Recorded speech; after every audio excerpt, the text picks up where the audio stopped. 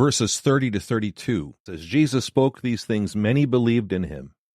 Jesus therefore said to those Jews who had believed in him, "If you remain in my word, then you are truly my disciples. You will know the truth, and the truth will make you free." And St. Augustine makes this point about the idea of remaining or continuing in Jesus' word. He says, "It is a small thing for a disciple to come to him. It is a much greater thing to continue in him, to remain in him. Therefore, he does not say, if you hear or come or praise my word. He says, if you remain in my word." That's what's really important. Everybody who comes to Christ, or in the case of somebody perhaps who was, as a child was baptized, everybody who gets serious about their faith, who makes that choice, will experience this time of what is sometimes called first fervor. Everything is exciting and everything is engaging and all these wonderful things, but eventually that is going to wear off. And a lot of people have trouble at that point because they think that that's something about them. Their faith isn't strong enough. Somehow, there's something wrong. But this is just par for the course when it comes to the Christian life. And in fact, some of the fathers, the desert fathers, they write about this. The ascetic fathers and mothers write about this, that when we first come to Christ, that he showers his blessings upon us, and it's this time of real joy and beauty, but then at one point he kind of withdraws that from us, and he does that as a time of testing.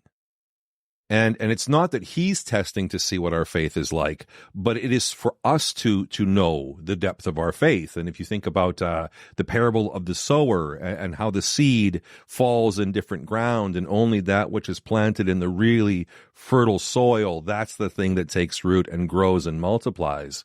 So, we have this, we will have this experience of, there will be times when it just doesn't feel all that fun anymore to be a Christian.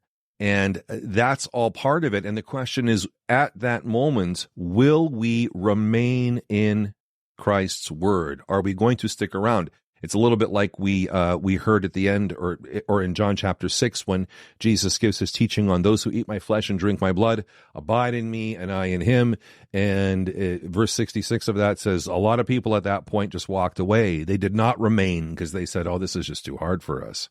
So, we have to, you've heard me say this, and I keep saying this, I keep saying, keep showing up. That's really, really important. I had this seminary professor up in Canada who said, the day that you least feel like going to church, make a point of going to church.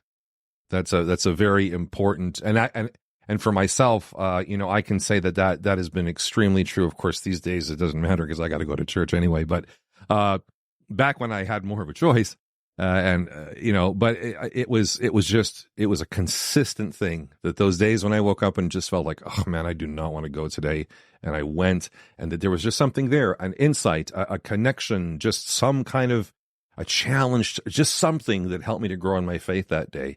So this is extremely, extremely important. As St. Augustine says, it's not enough to simply say, yes, I believe, and to enjoy that first fervor, but we have to remain in his word, even when we go through a dry spell, even when it's confusing or frustrating or all of these things. It is by remaining in his word that we encounter, as it says in verse 32, the truth that makes us free.